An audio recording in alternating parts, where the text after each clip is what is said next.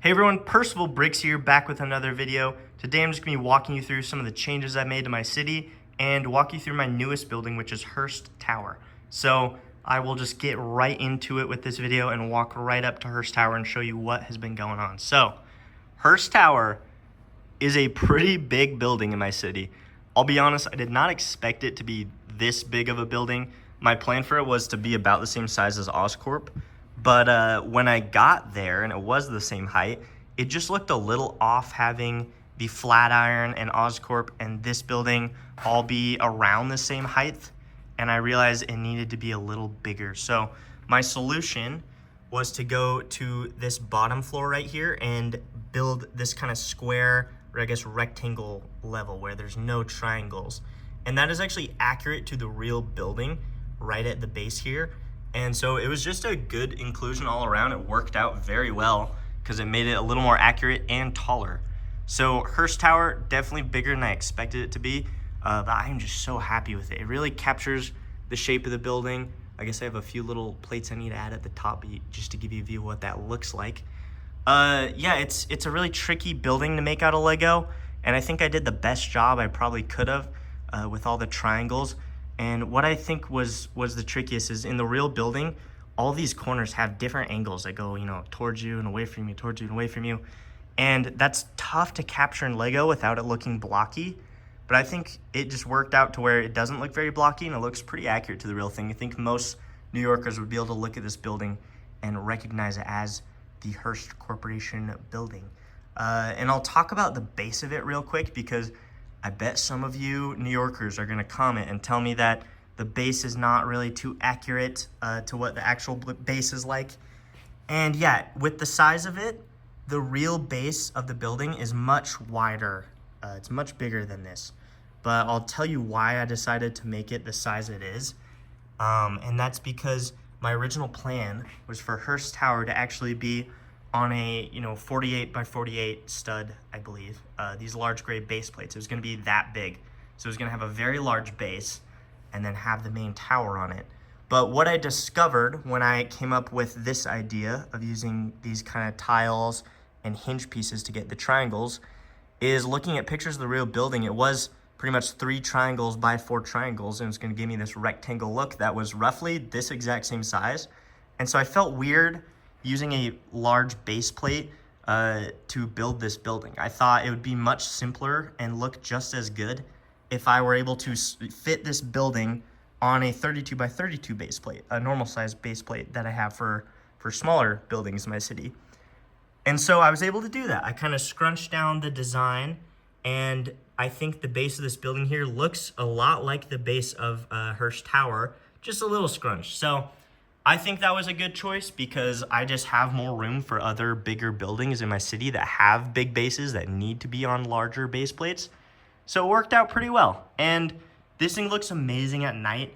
I'm going to plan on posting a video that walks you through my entire Lego city at night because I have newer skyscrapers like Fisk Tower that I don't even know if I've really showed at night.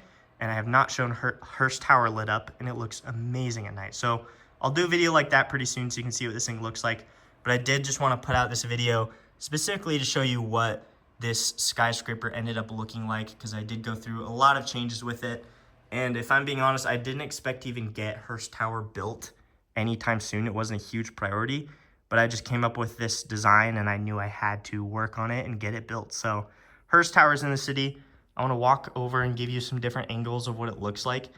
It's just crazy how it turned out because it is definitely part of the New York skyline now. It's not a smaller building like I originally intended. You definitely notice this thing, and especially at night, it is very noticeable. So it's just very cool to see a new building like this added to my skyline. It doesn't happen too often, so it's very exciting, and I could not be happier with Hearst Tower. I'll skip up here to 40 Wall Street because if you watched my last video, you might notice I did some progress up here. 40 Wall Street is this big tower you see here.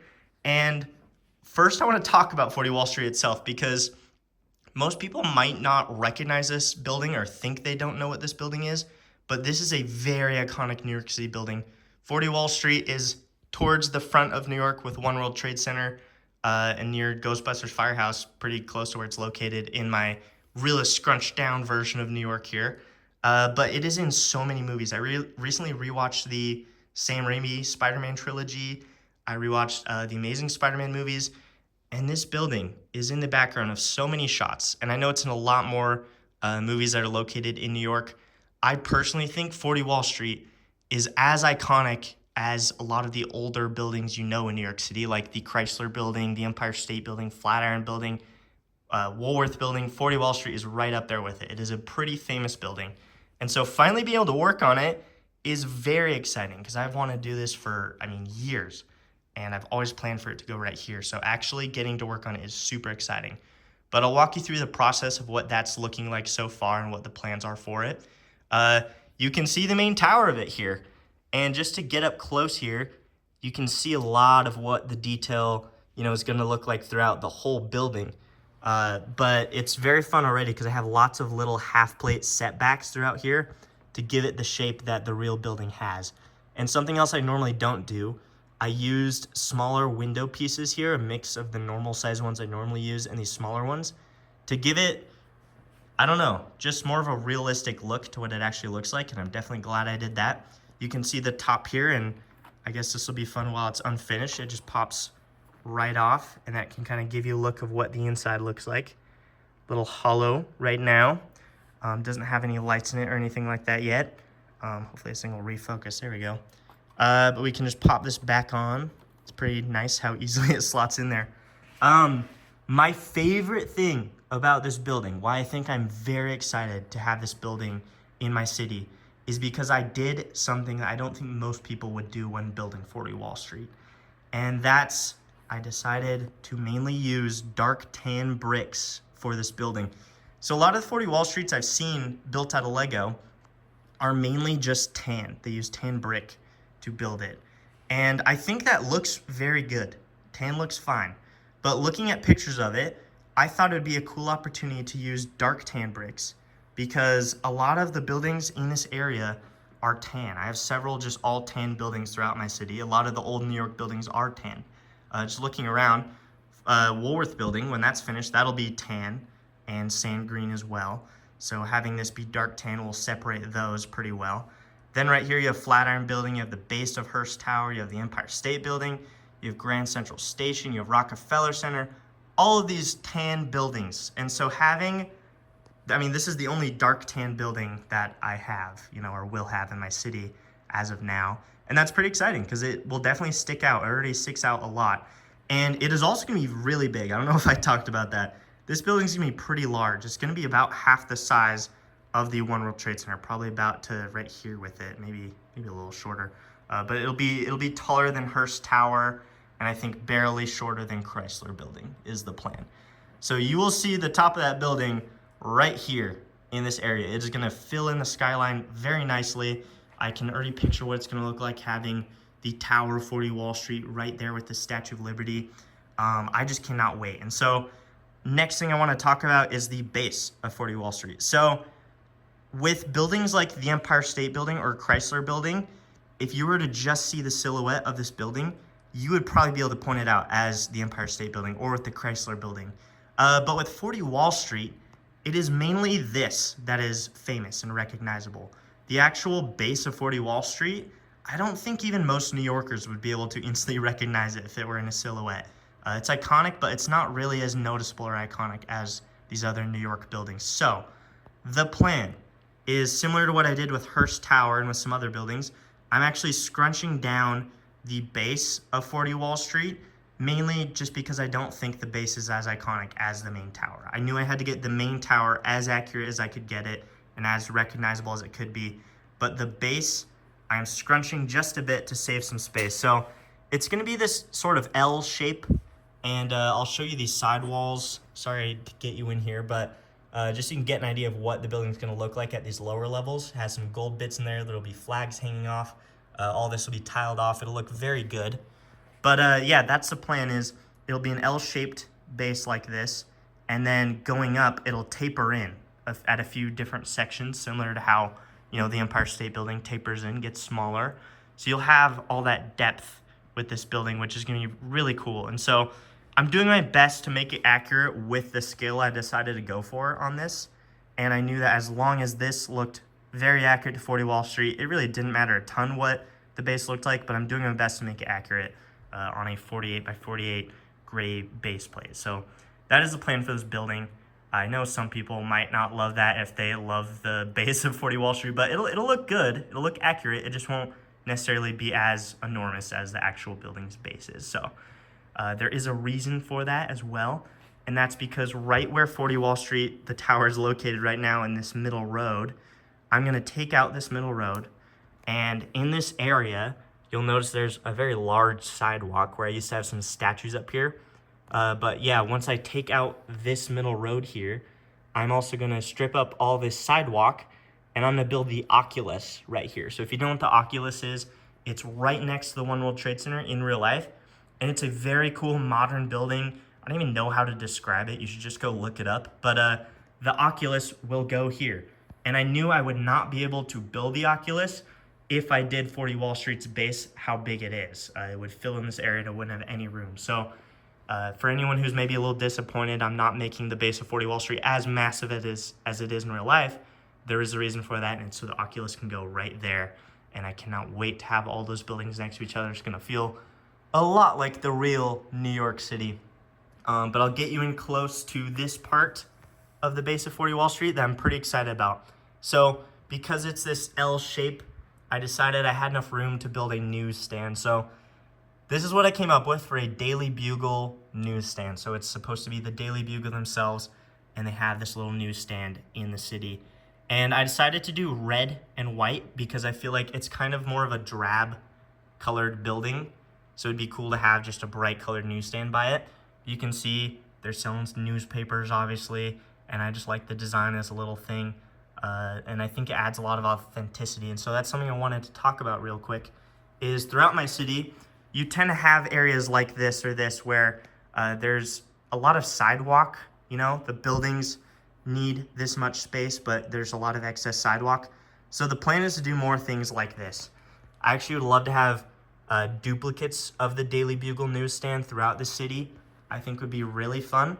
And so throughout the city, I'm planning to do things like this. I want to do, what are they called? Like scooters that you can rent. I'm spacing on the name. But, you know, they have these like electric scooters you can rent and drive around the city. So stuff like that, you know, or bicycle racks, maybe a little like shops, things like that all throughout the city, I think would be a really good use of space, because even just having this here already, it just feels a little more real. You know, it feels like New York, because in New York, there's not a ton of open spaces. Pretty much anything where there could be some kind of real estate, there is. And so I'm very excited about that. I think that's just going to look really good with 40 Wall Street. And I don't know if I pointed out, but I actually do have the I think it's bronze bowl that's very iconic to Wall Street. So I will have that next to 40 Wall Street. And then this is also a car that is featured in the movie The Wolf of Wall Street. And so I will have Leonardo DiCaprio's character walking up to this building when it is done, because it is kind of represents Wall Street in general in my New York City. So some fun references, some fun real life things, some callbacks that I'll have in this building. I cannot wait for it. Again, it is going to be a huge building. I mean, not anything insane like the One World Trade Center, but it'll be very recognizable, and it'll be a really big part of my New York City skyline. So yeah, doing Hurst Tower and then doing 40 Wall Street is just so exciting to have so many projects going on. And I am actually going to order parts for 40 Wall Street probably tonight and get them all on the way. And you should see this building built and lit up pretty soon in my city. So I cannot wait to show you guys that when it's done. But I do have more projects to talk about. Sorry, this might be a long video for some people. But the next project will be located right here, and you can see the start of it. So this is the CityCorp building or Citigroup building. I've seen both. But this is a pretty iconic New York building for a few reasons. But to start off, what I did is I took out this stretch of road here, and haven't quite made it all work out yet. I still need to connect all the roads here and everything, but you'll still have road access in here. But I decided to make room for this building because I think it's so interesting. If you know the real building, you might know the famous history behind it. And so essentially what was going on with this building is there was a church located where they wanted to build it. And the church said they could build the building, but it couldn't interfere with the church at all. So their solution was to do these pillars centered with each face of the building so that the church could be located underneath it still. And so it gave this building a very unique look, having, you know, these stilts that the whole building is up on. So it's gonna look really cool when it's done. And what happened in real life is, I guess they miscalculated the design of the building, and someone found out that the building could actually topple over very easily. And so they didn't really tell people that, but they created an evacuation plan and actually fixed that design issue so the building wouldn't fall over. But that'd be a huge disaster that was avoided. But yeah, just a lot of history behind this building. I think it was built in the 70s, and I cannot wait to build it in real life. Definitely look up the history of the building and look at pictures of it. It looks a lot like this throughout the rest of it. It'll have just kind of this look of windows and white brick going up, and it'll be, I think, the exact same size or very close to the same size as 40 Wall Street. So it'll be a big building, much bigger than the ones you see here. But so it's pretty repetitive. It's that all throughout. And then at the top of the building, it's this kind of like triangle slope at the top. But it's a pretty iconic New York building. I'm sure a lot of New Yorkers know it pretty well, and I'm sure once it's done, you might recognize it from the New York City skyline. But I, as you noticed, am doing a lot at the front of the city because I talked about it in my last video, I believe, but I tend to jump around my city. I tend to jump back and forth all over building new projects. But I really wanted to put some emphasis on the front of the city and start working on projects up here so we can start to get a complete looking skyline, at least at the front of the city. So to me, a lot of these buildings I'm working on, like especially the CityCorp building, are a little easier to build. There's ones right next to the CityCorp building will be one Vanderbilt, which is not going to be easy. That is going to be really difficult to build. So I wanted to knock out some buildings that are maybe a little simpler. And that's why, you know, Hurst Tower was a little easier to build because it's just coming up at the base and then kind of a repetitive design to get that look. Same with the CityCorp building. 40 Wall Street, I wouldn't call easy at all, but I just really wanted to build it. But anyways, yeah, that's why I'm working on so much at the front of the city, because already you can get an idea of what it's gonna look like when this is a whole skyline up here, just tons of buildings. And so I wanna go, you know, space by space until this whole front half of the city is just 100% done. Because when it's 100% done, I can start working on smaller details like, you know, changing out the leaves on the trees, adding more trees. Things I talked about like the newspaper stands or just people populating this, cars. There's a lot I can do when I don't have to worry about building massive buildings. It's fun to work on those little details. So once all these buildings are filled in here, it'll be really nice to be able to take some time and work on all those fine details that really bring the city to life. But anyways, yeah, I thought I would walk to this side and show you what Hurst Tower looks like behind the Flatiron, because that was something I was concerned about, is this look here. Because I thought that the base of Hurst Tower being the same color as Flatiron might take away from the look of the Flatiron a little bit. But now that it's here, I really don't think it does. I think you still have that very sleek look of the Flatiron building. I think it looks just as iconic as it did when there was nothing behind it. And I'm just pretty happy to have such a large building, my skyline. So it looks really good from a lot of angles. You can kind of see when the light catches the blue glass, it just looks amazing. So that is one I'm just so excited to have done. You can already see how 40 Wall Street's gonna look when that whole tower is up in the air. Gonna be very iconic. Again, Woolworth building might not get done for a bit, just because that's such a part intensive one. But the CityCorp building, another large skyscraper being right there, is also gonna be really cool because I only have two other white buildings in the city. I have Chrysler building and the Baxter building. So a very tall, pretty cool shaped white building right there is gonna be pretty awesome as well. But I believe that kind of concludes my plans for the front of the city, at least in this area. And I am just so happy with all the projects I have going on. I think the city is gonna look very good when this whole front of the city just has tons of buildings packed in. It's gonna look a lot like New York. I think especially 40 Wall Street is gonna add a lot of authenticity, but man, you can just see with the Statue of Liberty there, how cool it looks to have a bigger skyline going on with the city. It looks amazing. And I just realized I misspoke, and you guys are probably like, oh my gosh, he has more to say. It's been 20 minutes. But I do have one more plan next to 40 Wall Street that I wanted to address in this video and just get your opinions on, because I'm not 100% on it, but I think it could be really cool. So my idea is, I mentioned I was taking out the street here. I also thought about doing it here, right next to the seawall. And the reason for that is I really want to do the United Nations building. So if you don't know what the UN building looks like, you should definitely look it up. But it's a rectangle building that's very slim and kind of long. And so if I'm able to take out this street here, I should have enough room to build the UN building. And it's not an incredibly complicated design or anything. I should definitely be able to build it. But I want it right by the water, because in real life it is very close to the river.